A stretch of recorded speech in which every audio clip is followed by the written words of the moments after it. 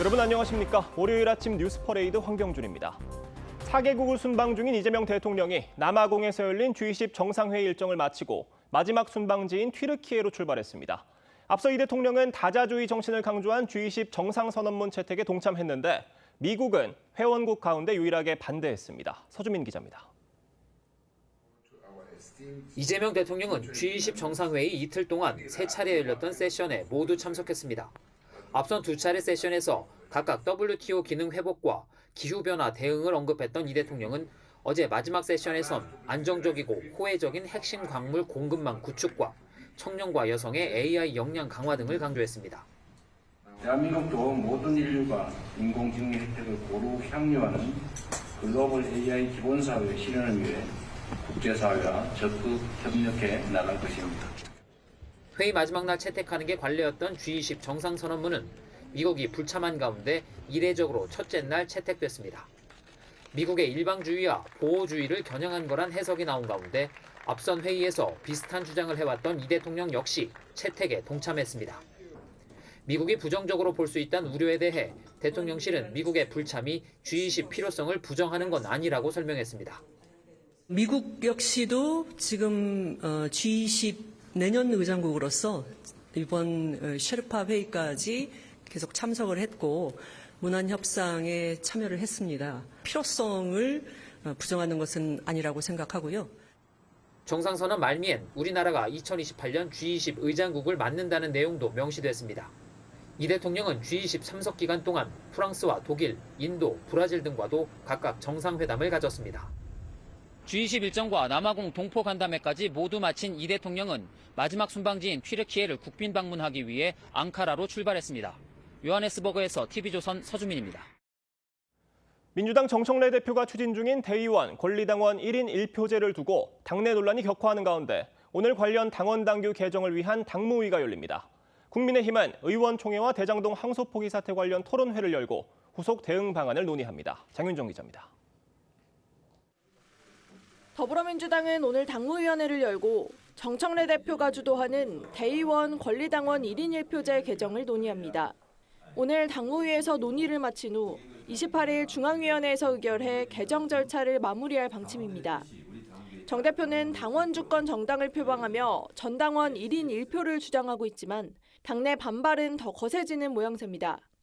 민주당 강특구 의원과 윤종군 의원은 제도의 정당성과 영남 과소대표 문제를 지적하며 지도부의 현역 의원으로는 처음으로 반대 의사를 밝혔습니다.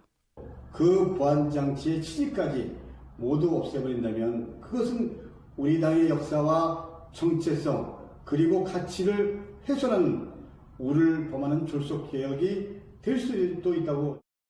당내 비판이 계속되자 정청래 대표는 어젯밤 SNS에 이재명 대통령도 당대표 시절 1인 1표제를 주장했다는 기사를 올리며 강행 의지를 드러냈습니다. 국민의힘은 오늘 오전 의원총회를 열고 검찰의 대장동 항소 포기에 대한 국정조사 등 향후 대응 방안을 논의합니다. 국민의힘은 별도 특별위원회 구성을 통한 국정조사를 주장하고 있지만 민주당은 법사위 차원의 규명을 고수하면서 합의의 난항을 겪고 있습니다. 김병기 원내대표가 먼저 제안했던 국정조사 특위입니다. 말 돌리지 말고 꼼수 부리지 말고 즉각 국정조사 특위 구성을 수용하기 바랍니다. 오늘 오후에는 대장동 개발비리 사건 범죄 수익 환수 특별법 발의를 위한 긴급 토론회도 진행할 예정입니다. TV조선 장윤정입니다. 네, 국민의힘 장동혁 대표는 어제 경남 창원에서 이제 국민들이 레드카드를 들어야 한다며 여권을 겨냥했습니다. 신인 대표로 선출된 조국혁신당 조국 대표와의 토론도 빠르게 진행하겠다는 의사를 다시 확인했는데 국민의힘은 오늘 하루 국회 일정을 챙기고 내일 다시 대구 경북으로 이동해 장외 여론전을 이어갈 계획입니다. 변정현 기자의 보도입니다. 민생 파괴 정권 레드카드 문구가 적힌 손팻말을 든 국민의힘 의원들과 지지자들이 사회자의 구호에 맞춰 목소리를 높입니다. 민생 압박, 사법 파괴, 우리가 막아내자! 국민의힘은 부산과 울산에 이어 경남 창원에서 민생회복 법치수호 국민대회를 열었습니다. 단상에 오른 장동혁 대표는 국민의 자유를 억압하는 나라는 존재 이유가 없다며 괴물 정권을 끝내야 한다고 목소리를 높였고 눈시울을 붉히는 모습도 보였습니다. 이재명을 향해서 국민들께서 레드카드를 들 때가 되었습니다. 국민의힘은 내란 청산 TF를 비판하는 영상을 틀며 정부가 사상 검증에 나선다고 비판했습니다. 공무원에 대한 공산당식 검열과 색출 작업을 예고한 집회에는 국민의힘 지도부와 소속 의원, 지지자 등 3천여 명이 참석했습니다. 부산 범어사를 방문했던 장 대표는 오전엔 창원 신광교회를 찾았습니다. 이틀 동안 부산 경남 지역에서 장외 여론전을 진행한 국민의힘은 국회 일정을 소화한 뒤 대구 경북 지역으로 이동합니다. 이런 가운데 조국혁신당 전당대회에 단독 출마한 조국 전 비대위원장이 98.6%의 찬성표로 당대표로 선출되면서 장 대표와의 토론 일정도 곧 논의에 들어갈 걸로 보입니다. TV조선 변정현입니다. 네, 올 들어 지난 10일까지 전체 검사의 7%인 160명이 사표를 던진 것으로 나타났습니다. 10년 사이 가장 많은 규모인데 정권 교체와 검찰청 폐지, 정부 여당의 검찰 때리기가 겹치면서 사기가 떨어진 검사들이 대거 이탈하고 있는 것으로 보입니다. 안혜리 기자가 보도합니다.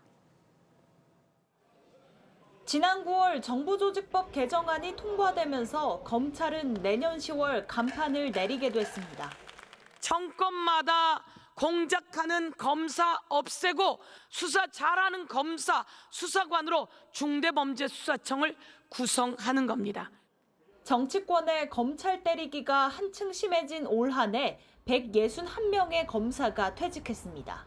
전체 검사의 7%가 옷을 벗은 건데 이미 지난해 1년 전체를 넘어섰고 지난 10년 새 최고 수치입니다. 특히 경력 10년이 안 된 검사들이 전체 퇴직자의 30%를 차지했습니다. 정권 교체와 물갈이 인사, 검찰청 폐지에 따른 미래 불안 등이 검사 줄사표의 요인으로 꼽힙니다.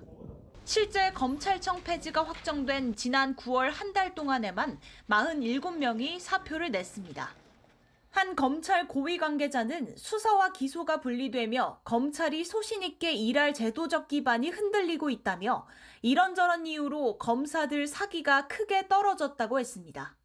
수사관으로 일하는 것에 대해서는 생각하지 않고 있다. 그리고 검사들이 공소청으로 다 흡수될 수 있다. 이렇게는 누구도 보지 않습니다. 그때 가서 옷 벗느니 지금 못 벗겠다. 여기에 대장동 항소 포기 사태와 비상계엄 가담자를 색출해내는 헌법 존중 TF까지 꾸려지며 연말까지 이탈 사태가 더 커질 거란 우려가 나옵니다. TV조선 안혜리입니다.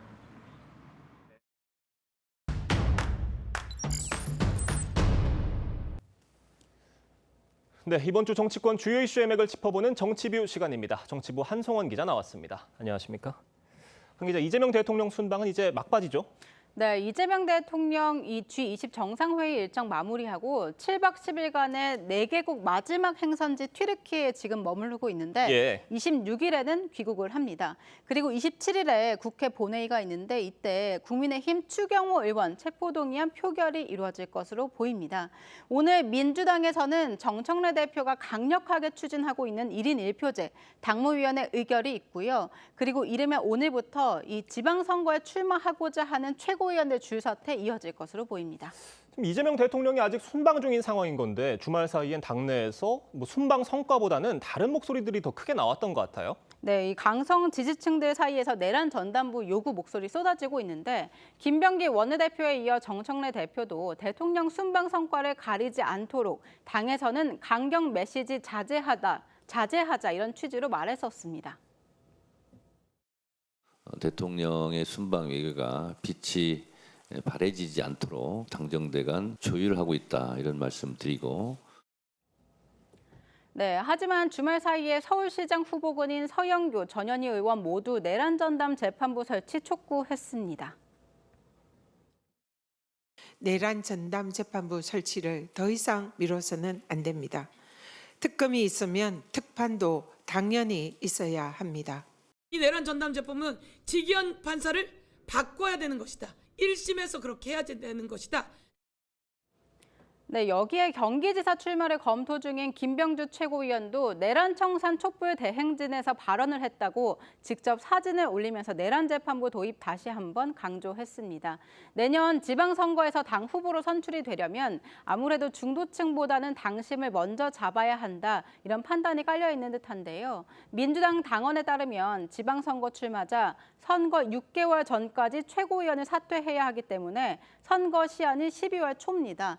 이번 주부터는 1호 사퇴를 시작으로 다음 주까지 줄사퇴 이어질 것으로 보입니다. 지금 얘기한 최고위원만 벌써 2명인데 또 누가 사퇴할 가능성이 있는 겁니까? 네, 지금 보시는 게 민주당 최고위원회 구성인데요. 예. 여기서 정청래 대표 그리고 김병기 원내대표 빼면은 최고위원 7명입니다.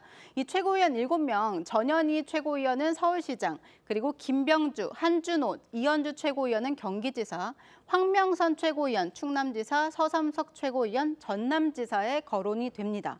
사실상 이 박지원, 평당원 최고위원을 빼면은 모두 전부 출마설이 있는 겁니다. 최소 3명에서 최대 6명까지 사퇴를 할 것으로 보입니다. 그렇게 최고위원들이 다 빠져나가게 되면 민주당 지도부는 어떻게 되는 거예요? 네, 민주당 당원을 살펴보면 최고위원회 구성 9명 중에 과반이죠. 5명이 거리되면 비상대책위원회로 전환될 가능성이 있습니다.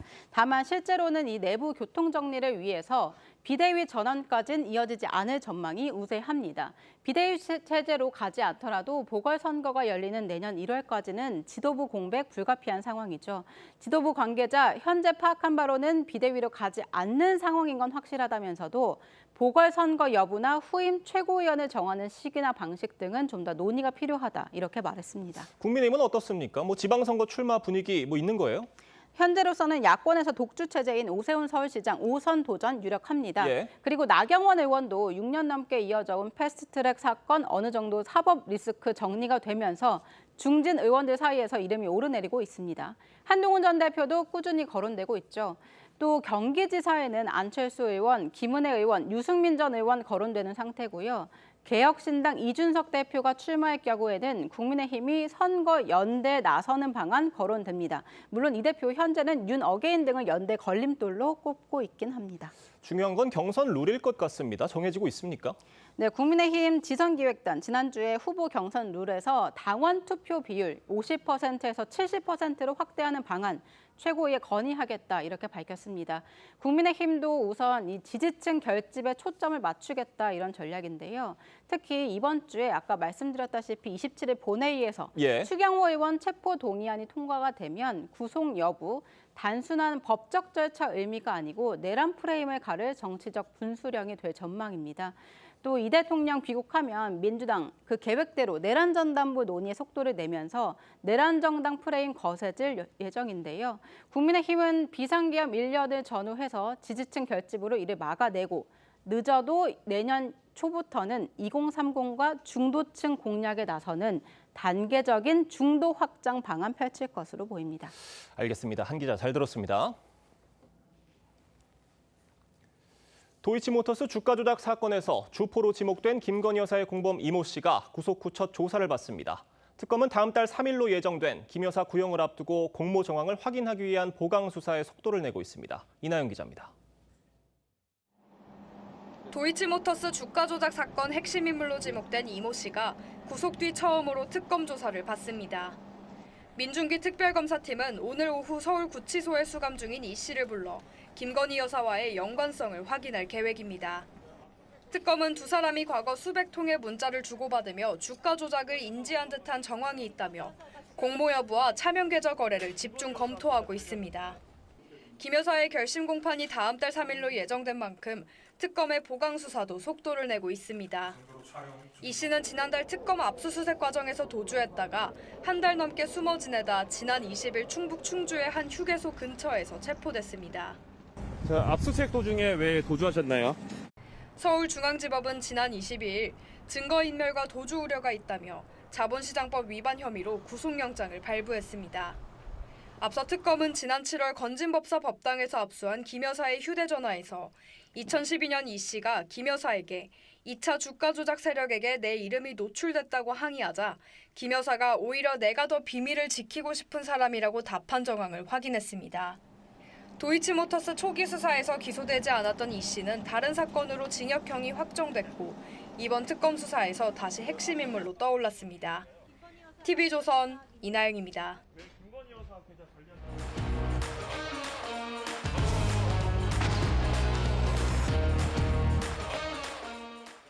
네, 정치권 소식 짚어보는 아침의 맛소 시간입니다. 패널 4분 모셨습니다. 성치훈 전 더불어민주당 정책위 부의장, 윤기찬 국민의힘 법률위 부위원장, 장전혜 변호사, 조기현 변호사 나오셨습니다. 안녕하세요.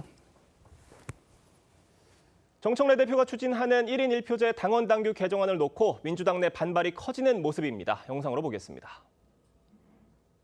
나라의 주인이 국민이듯 당의 주인은 당원입니다. 어느 조직에서도 이 1인 1표의 헌법에서 보장한 평등 정신을 위반해서는 곤란하다고 생각합니다.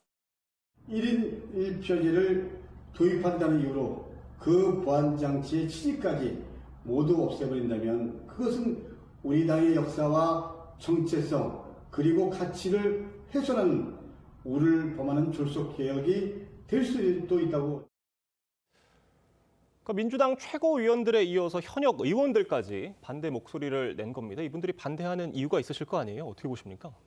그렇죠. 일단 당원 주권 강화는 이재명 대표 체제 이후에 계속 일관되게 추진되어 온 당의 어떤 개혁 방안이긴 합니다. 그런데 대의원제가 완전히 당원 제 중심주의로 이렇게 대체되는 정도의 성격이냐 이제 그렇지 않은 측면이 분명히 있죠. 왜냐하면 대의원제라는 게 특히 이제 취약 지역인 영남 지역 이런 곳에서는 당세를 유지하거나 확장하기 위해서는 어느 정도 이 당원의 제한된 당원의 권리를 더 가중해서 보완해주는 측면이 분명히 있기 때문에 일거의 대의원제를 없애고 당원 중심으로 가는 것이 과연 전국 정당의 취지에 맞느냐 문제 제기가 원래 좀 나올 수 있는 겁니다. 그래서 이제 이 논의가 같이 진행이 됐어야 되는데 일단 당원 1인 1표제 중심으로 논의가 진행되고 대의원제를 어떻게 보완적으로 만들 것인가에 대한 논의가 같이 진행되지는 않은 측면이 있다 보니까 여기에 대한 문제 제기가 있는 것이고 그래서 정청래 대표가 이제 대의원제 보완 제도 개혁을 위한 TF를 만들어서 같이 논의를 하고 있으니까요. 아마 당무위원회에서 이런 부분들이 어떻게 논의될지를 좀 지켜봐야 될 것 같습니다. 당내 반발이 커지면서 정청래 대표, 이재명 대표 시절부터 1인 1표제가 추진됐다는 사실 강조하고 있습니다. 어떻게 보십니까? 그러니까 정청래 대표 입장에서 보면 억울하죠. 왜냐하면 이게 본인이 당의 기조를 갑자기 바꾼 것도 아니고 실제 이재명 대표 체제 하에서도 그 당시에 당원전도 만들고 그리고 당대표의 개인 리스크를 해칭할 수 있는 당원 개정도 하고 이렇게 보통 보면 1인 1표제라는 당원 주권 강화라는 명분 아래 상당히 개인을 위한 당을 운영해 왔어요. 그러니까 정청래 대표도 이재명 대통령의 당 운영을 교범 삼아서 하고 있는데 그땐 되고 지금은 안 된다 그러니까 다소 좀 황당해하긴 하죠. 다만 지금 당원 투표 등을 보면 한 20% 미만의 투표 결과를 갖고 당원을 개정하는 것에 대해서는 문제 제기가 있을 수 있는데 기조에 대해서는 사실 민주당 내에서 비판할 자격이 없어요. 그러니까 누군 되고 누군 안 되고 따라서 저는 개인적으로 명분과 여러 가지 측면에서 정청래 대표가 앞서가고 있지만 정 대표 입장에서도 보면 힘을 가져야 되겠다라는 거 아니겠어요? 강성 지지층에서 힘을 얻어서 당을 장악하겠다라는 것인데 당내에서 세력화 내지 어떤 갈등이 본격화됐다 이렇게 봅니다. 그러니까 정청래 대표는 이거 내가 처음 하고 있는 게 아니다. 이재명 대통령도 대표 시절부터 해왔던 거다. 이런 입장인 건데 지금 친명계 의원들 사이에서도 반대 목소리가 나오는 상황인 거잖아요.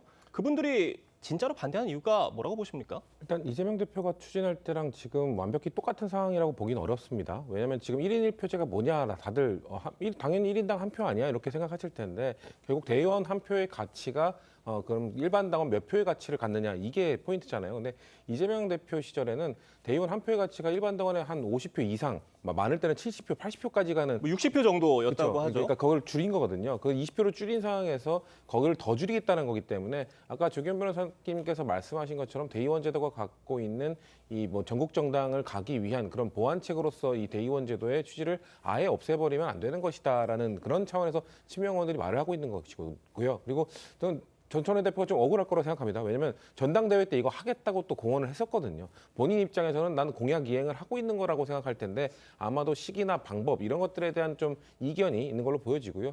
그리고 이게 뭐 정청래 대표의 연임을 위한 포석이다 또 이런 얘기도 하는데 지금 지도부에 계신 분들 중에서 사실 강성 지지층의 지지를 받지 않는 분은 한 명도 없거든요. 그렇기 때문에 강성 당원들의 뭔가 표심을 좀 강화한다고 하더라도 이것을 뭐 정청래 대표 혼자서 독식하게 되는 것은 아니다.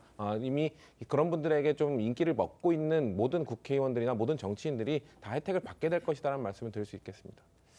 자, 특히 지금 시기적으로는 이재명 대통령 순방 기간이잖아요. 이 시기에 추진을 했어야 되느냐라는 목소리도 나오고 있는 것 같습니다. 지금 이 순방 기간 동안 당 내에서 터진 모든 이슈들에 대해서 똑같은 사항들이 나오는 것 같습니다. 뭐 내란 재판부, 전담 재판부 설치나 이런 것들, 법사위에서 나오는 좀 강경한 드라이브나 당내에서도 이런 좀 반대 이견이 있을 수 있는 문제에 대한 추진을 하는 것은 아무래도 대통령 순방 기간 동안에는 뭔가 이견이 도출되지 않도록 하자, 뭔가 갈등 사항이 연출되지 않도록 하자라는 좀 다짐을 했던 것인데 그런 부분에 대해서 저는 친명 의원들도 결국 그 포인트를 좀 짚는 것 같습니다. 지금 왜 순방 기간 내에 이걸 빠르게 처리하려고 했느냐 이 부분을 지적하는 것이기 때문에 순방 기간 끝나고 좀 논의를 조금 더 한다면은 충분히 수기 과정을 거칠 수 있다고 생각합니다.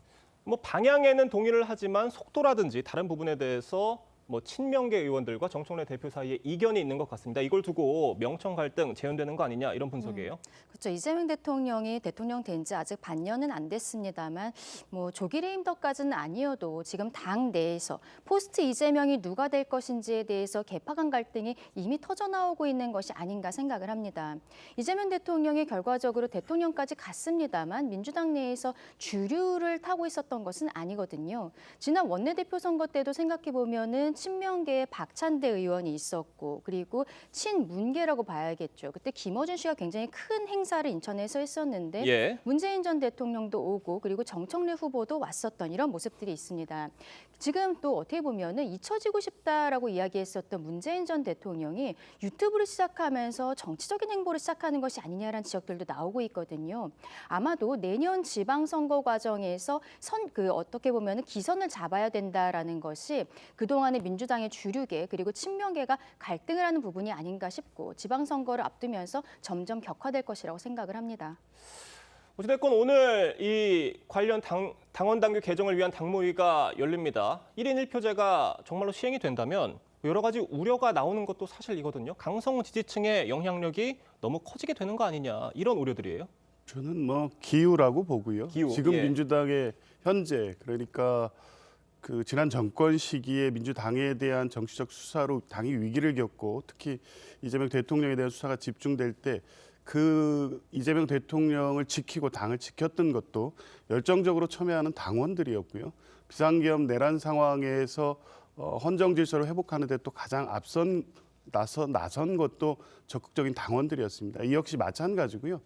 이 당원들을 뭐 강성 지지 나가서 개딸 이게 원래는 긍정적 의미였는데 부정적 프레임이 씌워져 있는 거고 당은 이렇게 적극적으로 참여하는 당원들에 의해서 움직여가는 겁니다. 다만 과도한 어떤 활동 그러니까 내배 갈등을 유발하거나 그 정도를 넘어선 어떤 비판 이런 부분에 대해서는 스스로 합리적인 어떤 집단 지성에 의해서 제어가 되고 있기 때문에 저는 이런 지금 방향성이 전체적인 어떤 당의 어떤 미래나 이런 걸 설계하는 데 맞다 이렇게 봅니다.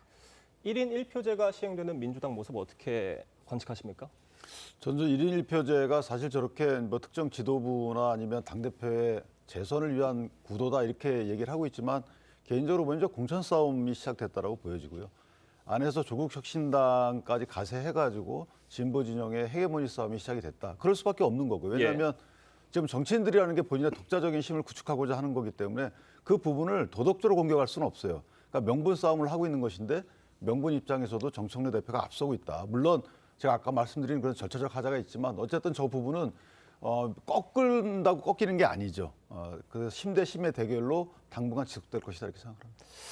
알겠습니다. 계속해서 다음 이야기로 넘어가 보겠습니다. 한동훈 전 대표가 제안했던 대장동 항소포기 토론, 장동혁 대표와 조국 대표 간의 토론으로 성사될 가능성 커지고 있습니다. 두 사람 목소리 들어보겠습니다. 저는 토론 장동혁 대표가 하자 그러면 할 것 같습니다. 장동혁 대표가 정식으로 하자 그러면 할 생각이 있습니다.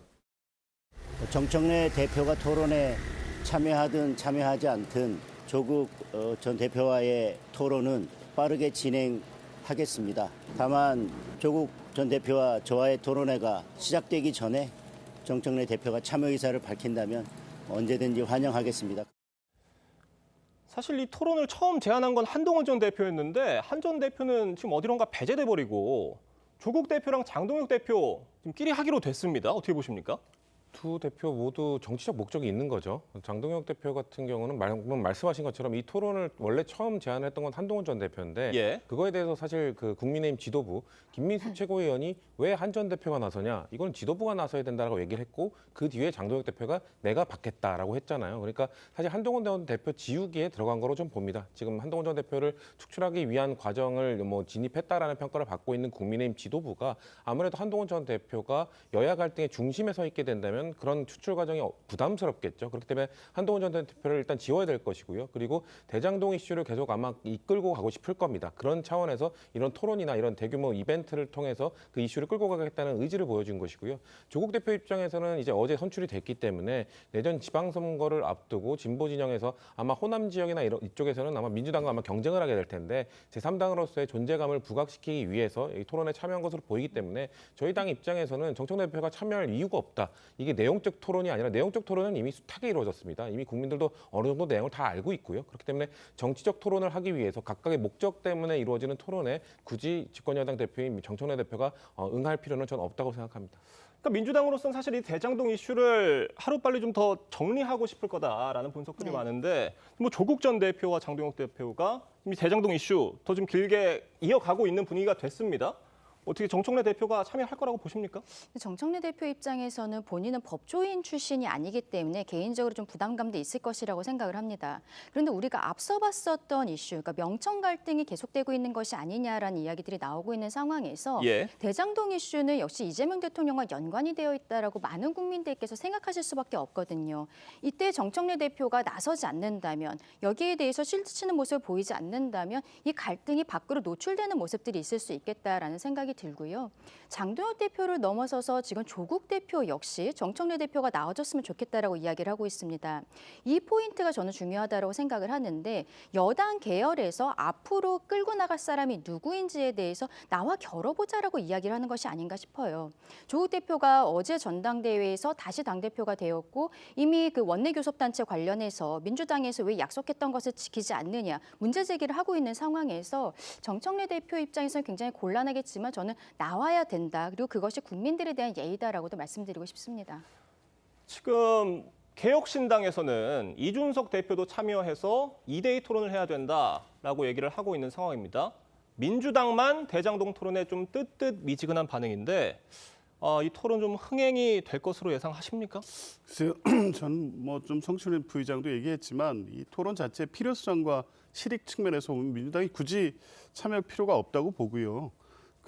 지금 2대2 토론에서 실제 개혁신당이나 조국혁신당 같은 경우에는 이 내용의 실체에 대해서 토론을 통해서 국민께 뭔가를 알리고 이런 것보다는 정치적 목적과 의미를 더 두고 있는 것으로 보입니다. 이 항소 포기와 관련돼서 대장동 문제는 이미 검찰이 스스로 결정을 했고 그에 따라서 여러 이제 사회적 논란과 논의가 있었지만 이제 다음 단계로 국면이 전환된 시점이라고 봅니다.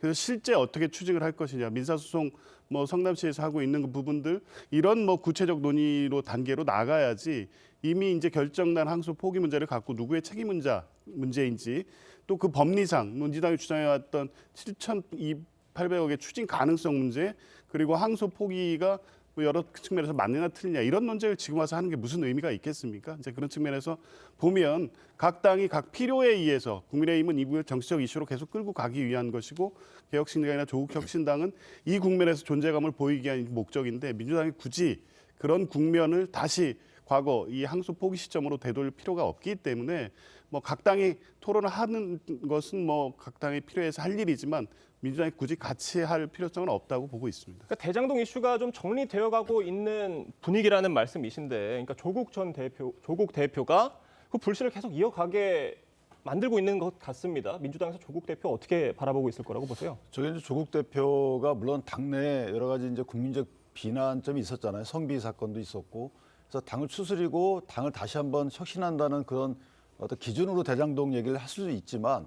또 한편 보면 조국 대표 입장에서 보면 이제 민주당과 어느 정도 결별을 해야 되는 상황이에요. 그리고 민주당 내에 있는 또 다른 정치 세력을 흡수하는 이런 노력을 사실상 시작을 했다라고 저는 개인적으로 보는데, 그것이 이제 지역적인 또 뭐 갈등 구도를 본인이 바꾸려는 의도도 있겠지만, 또한 뭐 토지 공개점 이런 얘기도 하고 있잖아요. 그 말은 2030 세대를 어느 정도 흡수하고 싶고 지역적으로라도 어디 터전을 잡고 싶고, 그다음에 민주당 내에서 대장동 사건은 하나의 상징적인 사건이거든요. 예. 공익을 대표하는 정당이 아니고 실제 뭔가 대통령의 사법 리스크를 막고자 하는 여기에 치중한다 이런 인상을 주기 때문에 여기 이 시점에서 조국 당이 어느 정도 역할을 하게 되면 그 했던 진보층의 일부를 흡수할 수 있는 절호의 찬스다 이렇게 볼 수 있는 여지가 있어서 이 아마 토론의 이슈는 생각보다 이렇게 잦아들진 않을 거고, 여기에 정청래 대표가 응하지 않게 되면 그 공은 고스란히 조국 신당이 가져갑니다.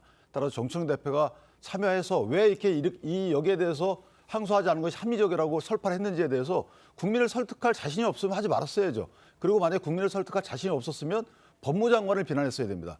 오히려 수사지휘권을 발동해서 왜 안 했냐라고. 예. 그렇게 하지 않고 지금 나오지 않는다 그러면 이건 비겁한 것이다라고 생각합니다. 자, 이런 와중에 조국 대표는 민주당을 향해서 원내 교섭단체 기준 완화 추진하라고 촉구를 하기도 했습니다. 우리도 원내 교섭단체에 끼어달라 이 요구를 하고 있는 건데 어떻게 보십니까? 그러니까 기준이 지금 20석인데 10석으로 줄여달라 약속하지 않았냐라고 얘기를 하고 있는 건데요. 원론적인 이야기, 이상적인 측면에서는 민주당에서 이 부분에 대해서 반대하는 사람은 없을 겁니다. 다만 현실적으로 국민의힘이 반대할 거 아닙니까? 지금 안 그래도 민주당과 1대1, 원내에서 지금 교섭단체 안에서는 1대1 구도인데 1대1 구도 속에서도 민주당이 다수당이기 때문에 국민의힘은 늘 불리한 소수당이다라고 주장하고 있는데, 원내 구성이 사실상 조국혁신당이 들어오게 되면 국민의힘은 이거 1대2 되는 거다. 그러면 안 된다라고 반대를 할 것이기 때문에 집권여당 입장에서는 국민의힘이 반대하고 있는데 제1야당이 반대하고 있는데 숫자의 힘을 내세워서 이걸 밀어붙이기가 상당히 부담스러운 상황이거든요. 그럼 같은 진보 진영 안에 있으면 집권 여당이 왜 이걸 못하고 있는지, 안 하는 게 아니라 못하는 겁니다. 그럼 이런 현실적인 부분에 대해서 좀 이해를 해줘야 되는데, 아무래도 어제 전당대회에서 선출이 된 만큼 그런 메시지를 던진 것이기 때문에 이 현실적인 부분에 대해서는 향후 좀 논의를 하거나 좀 이해해 주시기 바란다는 말씀 드리고 싶습니다. 자, 조국 대표 광복절 특사로 출소한 지 3개월 만에 당대표로 복귀를 한 겁니다. 향후 행보 어떻게 전망하십니까? 일단은 조국 대표가 정치적인 활동을 계속할 것으로 보이고 본인이 선거에 출마하겠다라는 의지는 비쳤기 때문에 상황에 봐서 서울시장이나 부산시장 혹은 보궐로 총선에 나가게 되지 않을까라는 생각이 듭니다. 근데 이런 부분에 있어서는 국민들께서 얼마나 동의를 하실지 조국혁신당 입장에서도 좀 고민을 해봐야 되는 지점이 아닌가 싶은데요. 조국 대표는 어쨌든 가정사로서 이렇게 구속까지 되어 있었던 상황인데 나오자마자 정치적인 행보가 너무 빠른 것이죠. 그리고 그 과정에서 조국혁신당에서 있었던 그 성비위 사건으로서 비대위 체제로 넘어가기도 했었고, 어제 같은 경우에도 전당대회에서 98%라는 정말 믿기 어려운 압도적인 수치로서 다시 당선이 되었는데, 이러한 것들이 조국혁신당이 어떠한 지속 가능한 정당으로서라기보다는 조국 대표 한 명을 위한 정당이 아니냐, 이런 그 국민들의 의구심이 있거든요. 이것을 타개할 수 있는 정책적인 모습들을 좀 보여야 되지 않을까. 지금으로서는 그런데 그런 부분이 좀 부족해 보인다라고 말씀드리고 싶습니다. 알겠습니다. 성치은 부의장, 윤기찬 부위원장님과는 여기서 인사드리겠습니다. 감사합니다. 강원도 양양군의 한 7급 공무원이 환경미화원들을 대상으로 엽기적인 가혹 행위를 한 사실이 드러났습니다. 빨간 속옷만 입으라고 강요하거나 이불에 말고 폭행하기도 했는데 양양군은 이 사실을 알고도 아무런 조치를 하지 않았습니다. 대통령실은 해당 공무원에 대해 엄정 조치를 주문했습니다. 박재훈 기자입니다. 6개월 계약직 신분으로 일하고 있는 환경미화원 김모 씨는 지난 7월부터 시작된 직장 내 괴롭힘에 시달려왔습니다. 이불을 뒤집어 씌운 채 폭행하거나 빨간색 속옷을 입도록 강요하는 등 김 씨를 비롯한 미화원들을 괴롭힌 건 청소 차량을 운전하는 7급 공무원 A씨. A씨는 미화원들이 차량에 탑승하기 전에 미리 차를 출발해 이들을 일부러 뛰게 하거나 자신이 투자한 종목의 주가가 떨어지면 미화원들에게 주식 구매를 강요하기도 했습니다. 이 환경 미화원들이 6개월 계약직 신분인 탓에 항의할 수 없는 점을 노린 건데, 소속 지자체인 강원도 양양군은 이런 괴롭힘 사실을 알면서도 아무런 조치를 하지 않았습니다. 논란이 커지자 양양군은 보도자료를 내고 가해자와 피해 직원을 즉시 분리 조치했으며 조사 결과에 따라 무관용 원칙으로 엄정히 징계하겠다고 했습니다. 강훈식 대통령 비서실장은 해당 공무원에 대한 지방공무원법과 근로기준법 위반 여부 및 폭행, 강요 등 범죄 행위에 대해 조사 및 수사를 신속히 착수하고 엄정히 조치하라고 지시했습니다. 김 씨 등 환경미화원들은 A 씨를 직장 내 괴롭힘과 폭행, 강요 등 혐의로 고용노동부와 경찰에 고소할 계획입니다. TV조선 박재훈입니다. 네, 보신 것처럼 강원도 양양군의 7급 공무원이 환경미화원들을 지속적으로 괴롭혀왔다는 의혹이 불거진 겁니다. 이른바 계엄령 놀이라는 엽기적인 괴롭힘을 이어왔다고 하는데 이거 어떤 내용입니까? 양양군의 7급 운전직 공무원이요. 예. 양양군 소속의 환경미화원들에게 갑질 같은 모습들이 있었다라는 의혹이 크게 보도가 되고 있습니다. 지금 계엄령 놀이라고 하는 것은 이 운전직 공무원이 주식 투자를 하고 있는데 본인이 투자한 주식이 떨어졌을 때 환경미화원들이 가위바위보를 하도록 시켰다는 거예요. 그래서 그중에 진 사람을 이불로 말고 본인뿐만 아니라 다른 환경미화원들도 발로 밟는 서로 간에 이렇게 폭행을 하도록 시켰다. 한 거예요. 예, 이런 것들을 계엄령 놀이다라고 하면서 말씀하신 것처럼 놀이라는 표현을 쓰고 있습니다. 지금 장난이라고 이야기하고 있습니다만 다른 행동들도 생각을 해보면 이 지금 문제가 되는 환경미화원을 태우지 않은 상황에서 체력 단련을 시켜주겠다라고 하고 이 지금 차를 먼저 출발을 시키는 이런 모습들이 있었던 것이죠. 그리고 자신의 주식이 올라야 된다라고 하면서 환경미화원에게 빨간색 속옷을 입도록 한다든지 본인이 투자했던 주식의 가격이 떨어졌을 때 다른 환경미화원들에게 또 주식을 사도록 한다라든지 이렇게 계속적으로 괴롭힘을 했다는 의혹들이 지금 크게 보도가 되고 있는 상황입니다. 네, 계엄령 놀이라든지 뭐 체력 단련 차원이었다 이렇게 이야기를 한다든지 이렇게 이야기를 한다는 게 법적으로 봤을 때 괴롭힘을 안 했다라는 이유가 될 수 있나요? 어떻게 들으셨어요? 전혀 그럴 수 없죠. 그리고 이제 이미 이 취재 영상을 통해서 확인된 바와 같이 체력 단련이라고 해서 그 먼저 출발시키고 달리게 하는 장면들은 그러니까요. 영상에서 보면 사고 위험도 있었어 보였습니다. 그리고 피해자들이 직접 진술을 하고 있고요. 계엄령 놀이라고 해서 강요한 행위들, 집단으로 폭행하는 행위들 이 장면이 나와 있고 피해자들이 피해 진술을 다 하고 있기 때문에 지금 이 가해자의 진술이 책임 회피의 어떤 명분이 될 수는 없을 것 같고요. 굉장히 엄중한 처벌이 예상됨에도 불구하고 오히려 저런 터무니없는 변명으로 일관하는 것은 향후 징계라든가 형사적 절차에 있어서 본인에게 매우 불리할 수 있습니다. 그래서 인정을 하고 사과해야 될 때가 아닌가 싶습니다. 네. 지금 이 의혹에 대해서 대통령실 입장이 나왔습니다. 강훈식 비서실장, 결코 있어서는 안 될 범죄 행위라면서 엄정 조사를 지시를 했습니다. 대통령실에서도 이 사안을 심각하게 보고 있는 것 같아요. 그렇죠. 이게 굉장히 크게 보도가 되면서 국민적인 공분이 일어난 상황이기 때문입니다. 그래서 강훈식 비서실장 같은 경우에는 행안부 그리고 고용노동부, 경찰 이런 관계부처가 서로 간에 협의를 해서 조사를 하라는 것이죠. 이게 지방공무원법, 근로기준법에 위반이 되는 것은 아닌지 그리고 이 과정에서 형사적으로 처벌돼야 되는 것은 아닌가. 이 폭행, 협박, 강요 이런 것에 대해서도 조사를 지시를 했습니다.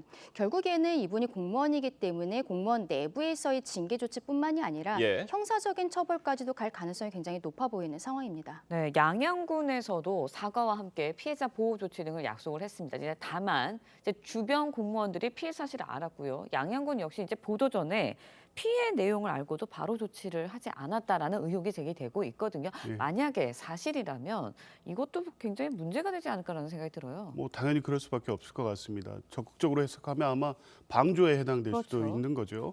이 근로기준법 위반, 공무원법 위반 등의 특히 근로기준법 직장 내 괴롭힘 같은 경우에는 상하 위계질서 내에서 발생되는 피해이기 때문에 이 사례가 인지됐을 경우에 어떻게 처리해야 되는지 프로세스가 상세히 정해져 있고 공무원이나 일반 기업에서도 상시적으로 교육하게 돼 있습니다. 먼저 인지했을 경우에 즉시 분리 조치하고 그 단체의 장이라든가 사업주는 그 피해 보호 조치를 바로 해야 됩니다. 그런데 알고도 그 조치가 며칠간 미뤄졌다는 것이고 지금 더 납득이 안 되는 건 이게 이런 식으로 장기간 이루어지고 있었다면 다른 공무원들이 분명히 인지를 하고 있었을 것임에도 불구하고 이걸 내부에서 고발을 하거나 하는 조치를 통해서 추가적인 피해를 막을 수 있는 시기가 있었음에도 불구하고 계속적으로 반복적으로 이루어졌다는 게 납득이 안 되고 아마 철저한 조사를 통해서 당사자뿐만 아니라 이 양양군청 전체에 책임 있는 분들에 대한 조치가 필요할 것으로 보입니다. 뭐 양양군청 홈페이지는 네. 난리가 났다고 합니다. 해당 공무원의 파면을 촉구하는 글이 계속 올라오고 있다는 건데 이게 의혹이 사실로 확인된다면 파면 가능성이 실제로 있는 거예요? 그렇죠. 말씀드린 것처럼 공무원으로서의 징계 이제 최고 사유인 파면에도 해당할 가능성이 있고 아마도 형사적인 처벌이 진행되는 것을 봐서 진행이 될 것이라고 봅니다. 그리고 이 상황에 대해서는 조금 아까 조 변호사님 말씀하신 것처럼 주위에 있었던 공무원들도 알고 있었는데 방조한 것이 아니냐 이런 의혹들이 나오고 있거든요. 그렇다면 내부에서 조사 같은 것을 할 때는 이 당의 공무원, 7급 운전직 공무원뿐만이 아니라 그 사람을 관리 감독하던 공무원들에 대한 조사까지도 아마 이루어질 것이라고 생각을 하고요. 그들이 그 관리 감독에 있어서 과실이 있다라든지 혹은 알고 있는데 놔뒀었던 고의로 볼 수 있는 부분들이 있다면 형사적인 처벌도 함께 받는 것도 피하기가 어려울 것이라고 생각됩니다. 네. 알겠습니다. 오늘 두 분 말씀은 여기까지 듣겠습니다. 감사합니다. 고맙습니다. 원달러 환율이 1,470원대까지 치솟으면서 7개월 만에 최고치를 기록했습니다. 네, 여기다가 실질적인 원화 가치는 주요 기금에 비해서 더 떨어져 우리 경제를 억누르고 있는데요. 고환율의 어두운 그림자, 송병철 기자가 취재했습니다. 경부고속도로 만남의 광장에 있는 알뜰 주유소. 기름을 넣으려는 차량들이 길게 늘어서 있습니다. 서울 평균 휘발유 값이 1,800원을 찍었지만 이곳은 그나마 1,600원대여서 운전자들이 몰리는 겁니다. 많이 오른 것 같아요. 예전보다 한 100원 이상 오른 것 같아요. 휴게소 사실 안 들리는데 그냥 들리고 가고 있어요. 국제 유가가 오른 데다 환율도 1,476원까지 치솟으면서 기름값은 한 달째 오름세입니다. 시장에선 환율 1,500원 돌파 가능성도 열어놔야 한다는 전망을 내놓고 있습니다. 더 큰 문제는 실질 원화 가치 하락 속도가 심상치 않다는 점입니다. 국제 무역에서 화폐의 구매력을 의미하는 실질 실효 환율 지수는 계속 떨어져 지난달 89.09를 기록했습니다. 2009년 금융위기 이후 최저치입니다. 주요 64개국 가운데 일본과 중국 다음으로 세 번째로 낮고 하락 속도로는 뉴질랜드에 이어 두 번째입니다. 환율이 고공행진을 하면 수입 물가도 같이 들썩입니다. 기업이나 소비자 모두 부담이 클 수밖에 없습니다. 중간재로 활용하는 그런 다시 수출을 하는 이런 과정이 있어서 이런 제조업을 하고 있는 데는 그런 사람은 이제 굉장히 타격을 많이 받겠죠. 다만 수출 기업은 가격 경쟁력이 높아질 수 있고 서학개미들의 적극적인 투자로 환율이 높아지는 측면이 있는 만큼 과거 잣대로 판단해선 안 된다는 의견도 나옵니다. TV조선 송병철입니다.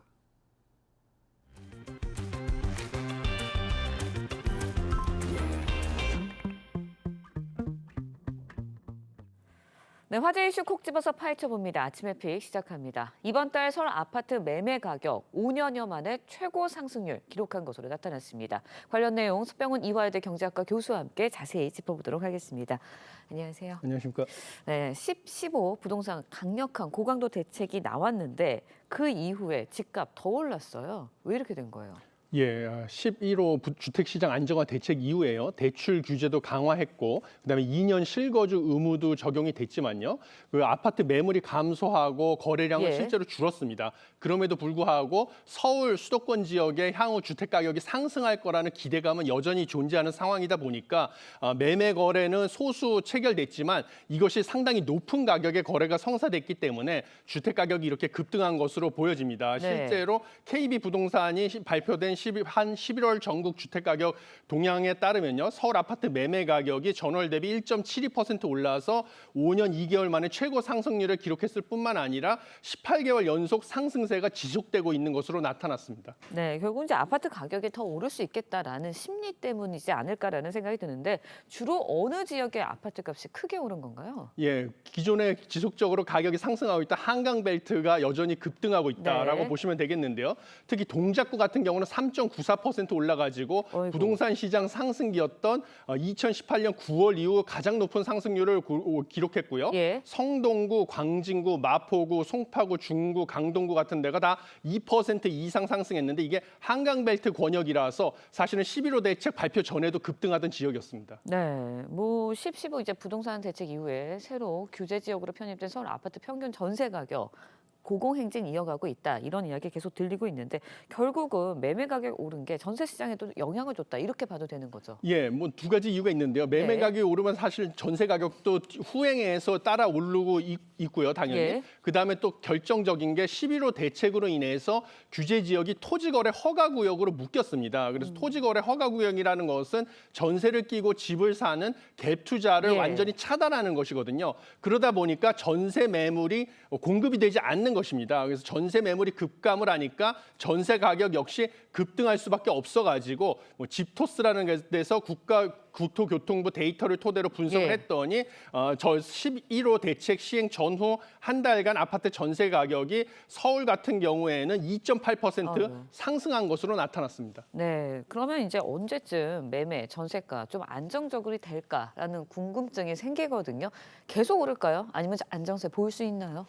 지금 보기에는 제가 예. 보기에는 참 조심스럽지만 내년에도 신규 주택 공급 대책을 정부가 좀 시장에서 납득할 만한 것을 발표하지 않는다면 매매가, 전세가 상승세가 지속될 가능성이 크지 않을까 이렇게 보고 있습니다. 예. 왜 그러냐면 부동산 R114의 그 발표에 따르면 서울 아파트 입주 물량이 올해 3만 예. 7천여 가구 정도 됐는데요. 내년에는 14,000여 가구로 올해의 절반에도 못 미칠 예정입니다. 아이고. 그렇게 되면 내년에 매매 가격도 상승할 가능성이 크고요. 예. 전세 가격 역시 상승세가 지속될 것으로 보여집니다. 그렇게 되면 서울에 전세도 못 구하는 사람들은 월세를 살 수밖에 없기 때문에 월세 가격 역시 상승할 가능성도 크다 이렇게 보고 있어서 네. 정부가 이제 신규 주택 공급 대책을 좀 확실하게 내놓지 않으면 내년에도 주택 가격이랑 전세 가격 상승세는 막을 수가 없지 않을까 이런 걱정이 되고 있습니다. 네, 공급이 결정적으로 좀 필요하지 않나라는 생각이 듭니다. 이번에는 원달러 환율 이야기도 좀 해보도록 할게요. 지난달 실질 원화 가치 글로벌 금융위기 이후 최저 수준을 기록한 것으로 나타났습니다.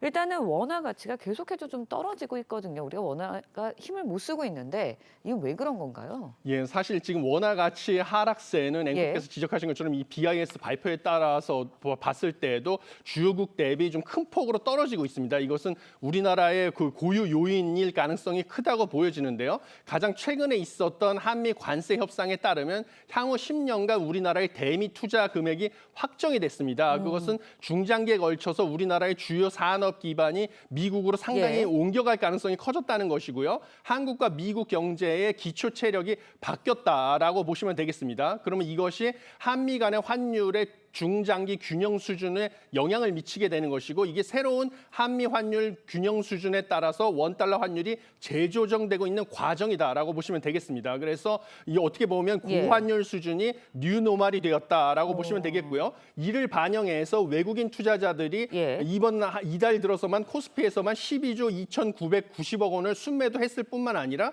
국내 투자자들도 약 6조 7천억 원 규모의 미국 주식을 매수한 것이다. 그래서 투자자들이 한미 경제의 기초 체력이 바뀐 것을 반영해서 투자 자금을 재조정하고 있는 것이 원달러 환율 상승으로 나타나고 있다. 이렇게 보시면 되겠습니다. 네, 고환율 시대가 이제 뉴노멀이 됐다 이런 말씀 해주셨는데 원달러 환율 올라가면 결국은 이제 물가도 상승할 수밖에 없거든요. 연말입니다. 연말 물가 부담에 대한 것들이 계속해서 나오고 있는데 외식 물가, 장바구니 물가 부담이 돼요. 거기다가 휘발유 가격까지 서울에서는 평균 1,800원 넘었거든요.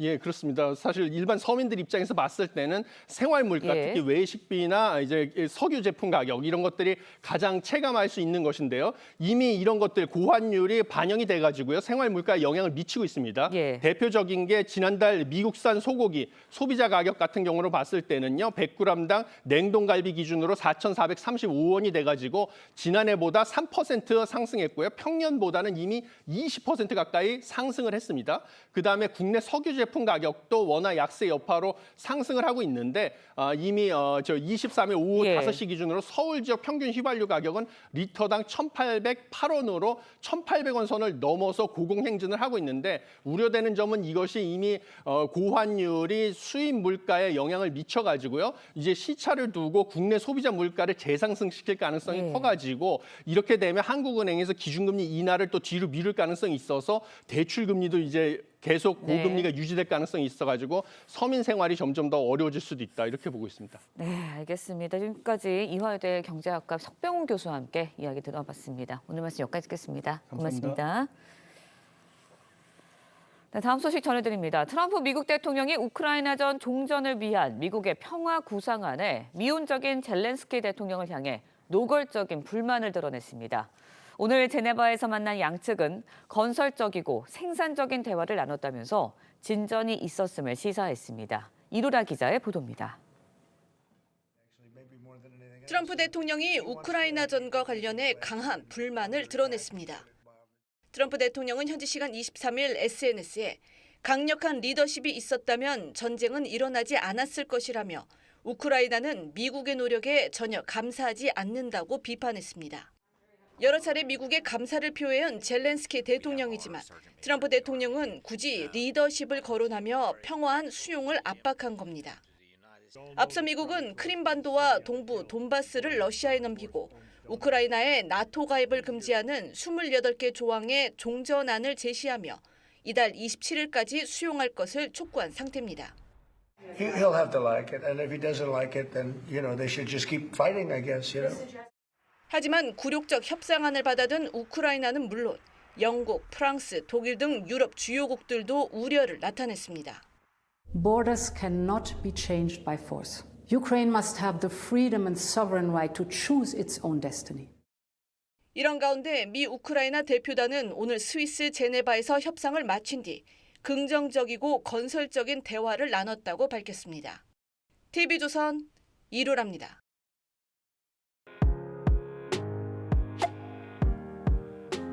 네, 렌즈에 담긴 그 순간 그 의미를 짚어보는 시간이죠. 사진 기자가 선택한 아침의 한 장입니다. 오늘은 조선일보 사진부 오종찬 기자와 함께합니다. 안녕하세요. 오늘 아침에 볼 사진 어떤 건가요? 네, 케냐에서 멸종위기 종인 마사이 기린이 눈을 가린 채 트럭에 실려 이송되는 장면입니다. 케냐 서부에 있는 나쿠루 카운티에서는 최근 대형 초식동물의 이송 작전이 펼쳐지고 있습니다. 무슨 일인지 사진으로 만나보시죠. 기린 한 마리를 옮기기 위해 케냐 야생동물관리원 20여 명이 달라붙었습니다. 관리원들이 긴 로프를 이용해보지만 큰 몸집을 감당해내기엔 쉽지 않습니다. 기린을 쫓기 위해 관리원들은 헬기까지 동원하기도 했는데요. 이 지역의 대형 초식동물들은 순차적으로 동부의 자연 서식지로 이송될 예정입니다.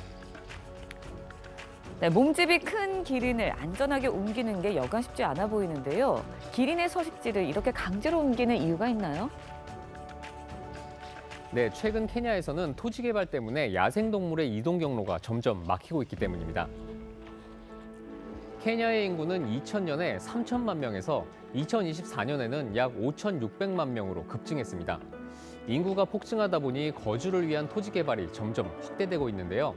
이로 인해 인간과 야생동물 간의 갈등도 늘어나고 있다고 합니다. 네, 인간과 자연이 공존하는 방법도 고민해봐야 할 것 같습니다. 지금까지 아침 현장이었습니다. 오늘은 종일 포근함이 감돌겠습니다. 오늘 아침 서울 10.4도, 한낮에 17도까지 올라 어제보다 온화하겠고 평년 기온을 크게 웃돌겠습니다. 다만 전국 하늘은 대체로 흐린 가운데 중서부 지방은 5mm 미만의 비가 내리겠습니다. 비가 내리지 않는 동해안은 산불에 비상이 걸렸습니다. 여전히 메마른 대기와 함께 바람까지 강하게 불고 있는데요. 야외 활동 시에는 화기 사용을 자제하시는 게 좋겠습니다. 외출하신다면 마스크 챙기셔야겠습니다. 어제 유입된 국외 먼지로 인해서 중부지방의 초미세먼지 농도가 높겠는데요. 남부지방도 오후부터 일시적으로 대기질이 나쁘겠습니다. 자세한 낮 기온 보겠습니다. 낮 최고 서울 17도, 청주와 대전, 전주, 창원이 19도까지 올라 온화하겠습니다. 내일 전국 대부분 지역에는 비가 내리겠고요. 이후로는 점차 추워질 전망입니다. 오늘의 날씨 박선민입니다. 이상으로 월요일 뉴스 퍼레이드 마칩니다. 네, 저희는 내일 아침 7시 24분에 다시 찾아뵙겠습니다. 시청해주신 여러분 고맙습니다.